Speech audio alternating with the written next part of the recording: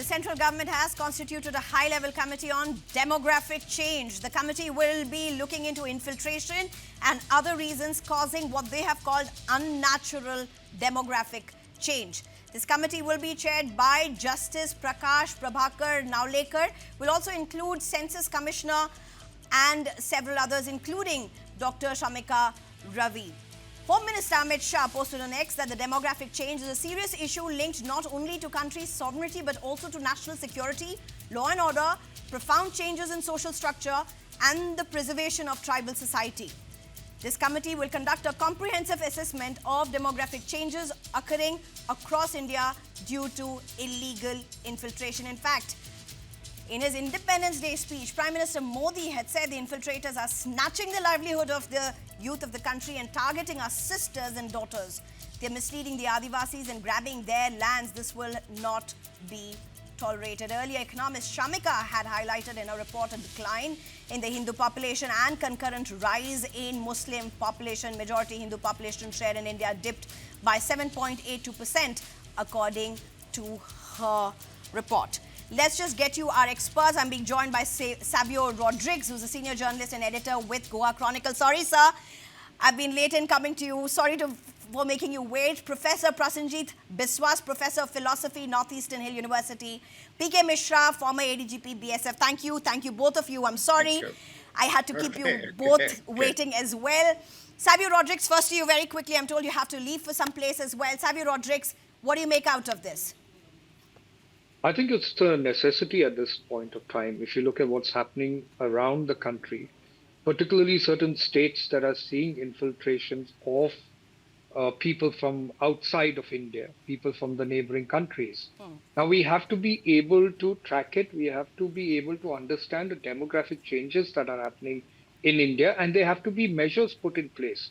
Now, it is obviously reasons why people from neighboring countries like Bangladesh, Nepal and other places are coming into India. They're coming into India because they believe there is an economic advantage that they're getting as far as being with India.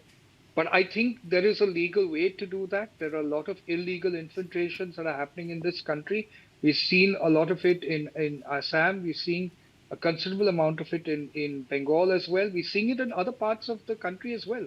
I mean, in a small state like Goa, from where I come from, you do get reports of Bangladesh infiltrators in Goa as well, mixing around with the Indian society. I'm not saying it is wrong from a humanitarian point.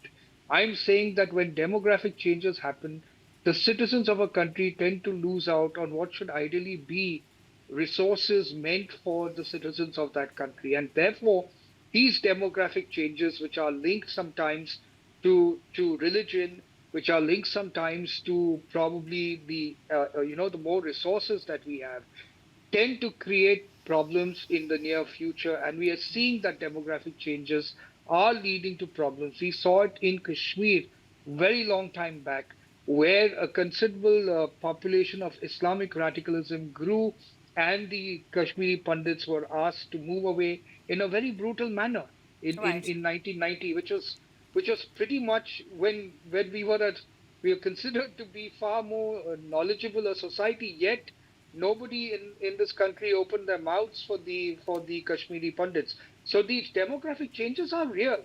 Now, people do it to survive.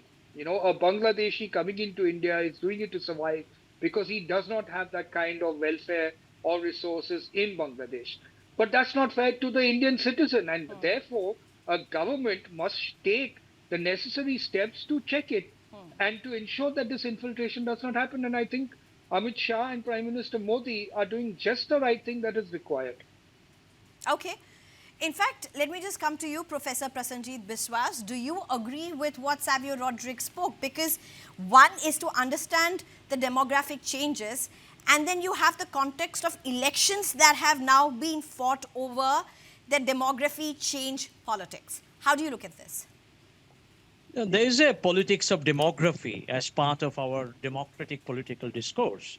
But the point here is that if people are othered in terms of ethnicity, in terms of language, in terms of religion, and bona fide Indian citizens have been othered because they belong to a different religion, to a different ethnicity and different language. So sufficient caution has never been exercised. The NRC exercise in Assam has left many genuine Indian citizens out of the list. Similarly, SAR exercise in West Bengal has recently left many of the bona fide Indian citizens out of the list. This is one part of the issue. The other part is the border crossing, which Savioji is mentioning. That is a matter to be strictly surveilled upon, and that has to be prevented in every possible way. But targeting a population and an entire population as illegal immigrants, that has happened. In certain other states, Bengali-speaking people from West Bengal, especially districts of Murshidabad or Malda, were dubbed mass scale as Bangladeshi. They were brutally tortured. Many were killed. Many were even pushed back. Supreme Court has found out in certain cases pushbacks were unjustified. So due process has to be followed with adequate caution so that there is no othering. There is a due process, and due process actually finds out in an ethically justified way the illegal immigrant and takes the due procedure to its logical conclusion, which means that the other country has to accept that. Otherwise, don't throw them in the no man's region. That is, again, another big humanitarian crisis that's happening across the world. And India, I believe, should be free of it by exercising adequate preventive means. So my only thing is that people have to be cautious in blending certain characteristics of certain other people. That's the only caution I will sound here. Right. Savio Rodrigues, I know you have your hands up, but let me just give me a few minutes. I'll just get to you. Let me get the first reactions from PK Mishra as well. PK Mishra, this committee that's going to look into demographic changes can have very strong impact. Will possibly look into very important contours of what's happening, say, in Jammu and Kashmir, in the national capital, in Manipur, and several other places. How do you look at this? Because, you know, you have served in most of these regions as well very closely. Yes, but you have really mentioned a state which nobody could mention till now. That's Manipur. Illegal immigration is not, I repeat, not only from Bangladesh, not only from Myanmar. They are in lakhs from Manipur also, from Myanmar also. So we have to be very cautious. From Myanmar, What Prime Minister has stated on Independence Day on Red Fort, that has, in fact, it has come true. The Honorable Home Minister has met the committee. And now the Census Commissioner is also a member of that. Find it, Census Commissioner is a member of that. And we have economist Shamika Ravi is also there. And then the Joint Secretary, Foreigners, he is also part of it. That means we are taking into consideration or every part of the, each and every type of officers, they are there, blended in this committee. And I will let you know. I was listening to a few of the speakers just now spoken. It's okay. There were 2 cases in which few Indians, they were repatriated. I will let you know. How come? I have seen myself. I have served in, Kashmir also. I'll tell you in Kashmir. Forget about our own Kashmiri Pandits who came to Delhi and Jammu. That's a different issue. You have Bangladeshi migrants in Kashmir. I will tell you where is the village. That is at Kamarbari. You find 2-3 villages full of Bangladeshis. You go to Odisha. In Jambu Deep, there are about 1 lakh of Bangladeshis are there. Everywhere. And you see, nicely you spoke about Manipur. I will tell you Manipur, all this Manipuri, particularly those cookie chain groups from Tamil side, they have come in thousands and thousands number, and number of villages have come up in our border areas because the border is absolutely open. So we have to be very cautious. What this committee has been made to find out not only the illegal immigrants, but also to see because it involves national security. And we have to preserve also the tribal society. They have to preserve, and the social balance. You have to maintain the social balance. And here I will tell you, what has gone wrong is Karimganj. What has gone wrong is Nadia, Murshidabad, North 24 Parganas and Malda. things are very dangerous. I'll tell you, they are now 75% those who are from Bangladesh, and you find 1/4 of the population in Manipur, they are from Myanmar.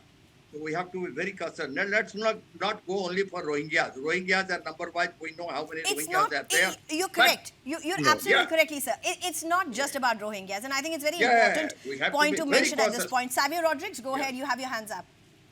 Yes, I completely agree with Mr. P.K. Mishra when he talks about Manipur, because it's not only Manipur, it's Mizoram as well. Yeah, very The correct. Chinkuki community, which has got people living in India, they have people living in Myanmar, and they have people living in Bangladesh as well. And if you remember very clearly, the former president of the Bangladesh, which was Sheikh Hasina, she herself, was scared and predicted that she would be targeted because a white man told her that they were going to carve out a Christian nation out of parts of Myanmar, Bangladesh, and India, which is Manipur and Mizoram. And rightfully so, that happened. So the white man she was referring to was the former US representative Donald Lu at that point of time, and it became quite known in the intelligence circles. So when you have a former head of state of a country feeling threatened by the creation of a Christian nation out of parts of India, Myanmar, and Bangladesh, then it is only right for us as Indians also to understand the larger geopolitical games being played around in the Asian region. And that it has nothing to do with targeting cookies or any of them. The fact of the matter is they are from family relatives actually. The Chin Savio, cookies in Myanmar and Savio, the Chin allow me to cookies come in in before I go Bangladesh to are the family others. Let me just relatives. ask you one question. To what Professor Prasenjit Biswas said, do you agree that there could be concerns? Because I think nobody would oppose a committee as such on the demographic changes. But here's a question, when it came to NRC, when it came to SIR, there were concerns about the process that was followed. Is there concerns around this? How do you think the government should approach this? How would they get everybody on board beyond just the political optics? See, let's be frank about one thing, okay? While we are here on a humanitarian ground wanting to protect people from different communities and different cultures, our first dharma or priority is to our own citizens. So today, when you have people from Myanmar or Bangladesh coming into our land, and many of them have actually been regularized as well in India as citizens. Yes. Correct, and there is a process. Therefore, the differentiation becomes extremely important as well. Correct. There is a process to wanting to be an Indian citizen. But there is, if you look at, as P.K. Mishra rightly said, if you look at the Manipur example, you cannot distinguish between those that are coming in from Myanmar and Bangladesh as Chin Kuki-Zo communities. Right. So they come in because they've got a religious connection to them.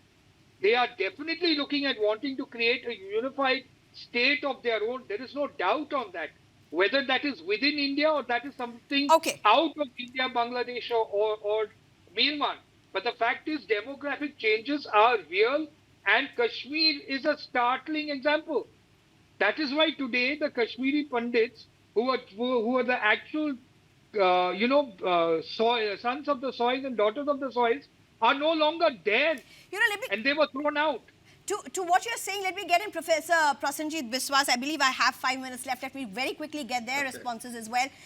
Professor Prasenjit, to the very important points that Savio as well as P.K. Mishra have raised, as well as what you have said, let me just add to this the other dimension of what, say, several reports have spoken, even Shamika Ravi's report that has spoken of, and that's the population change, the religion-wise population change, about how Hindus have the population of Hindus has reduced and the population of Muslims has increased in their percentage points, and we have those graphics on air if we can take them as well. Concerns, and now a committee to look into those concerns. Where do you see this go? No, I see that there is a tendency of religious othering here. Like in the CIA also. All communities accepted, but if a Muslim gentleman or Muslim family comes over, will have to undergo a different process. Now, this kind of differentiation actually widens existing social divisions and creates more rigid political boundaries. So therefore, one has to be cautious, one has to step back and probably think in terms of its impact. We have historical cases here. So many people committed suicide, bona fide Indian citizens, when statelessness was enforced on them. So many of them have committed suicide, especially in Assam and Bengal. So there is a humanitarian crisis attached to this as well. Okay. Now, this demographic change, just a sentence, is that we should not be unnecessarily worried about increase of this religion or that religion. That will create religious division very strongly in the country. Last thing that we should avoid is this religious conflict. I think that the Census Commissioner is part of it. If you're going to be looking into demography, it's quite obvious that even the religion would come into the play, even though the government has said this is going to be looking into infiltration and other unnatural causes. So I think that's going to be within the ambit as well. How they do it is possibly what will have to be looked at. Very quickly, PK Mishra, your last comments. Yeah, I have listened to both, and I will tell that, yes, how they will proceed. They will proceed definitely with the help of state governments. And to start with, I am very sure they will definitely go to the state government of West Bengal, Assam, and Manipur. To that of Kashmir. And I will tell you, one more state we didn't discuss also. Not Goa, it is Kerala. It is Kerala, I am telling you, where they have already gone in thousands and thousands number. We are not mentioning that state. So I am very sure this committee is going to all these states, and holding areas are coming up. A lot of holding areas in all the districts of Bengal coming up, and Assam. The Chief Minister Assam is also going to have holding areas, and on the border areas. Same thing will be Sir, done I'm in totally other out of states time. also. And I just wish I had a little bit more time, because Kerala is a state that I've reported out a very long time, and I would have had some points to share about what you are saying. But thank you very much, gentlemen, for joining me. Thank you so much, sir. Thank you so much, Savio Rodriguez. Thank you so much, Professor Prasenjit Biswas. And thank you so much, PK Mishra.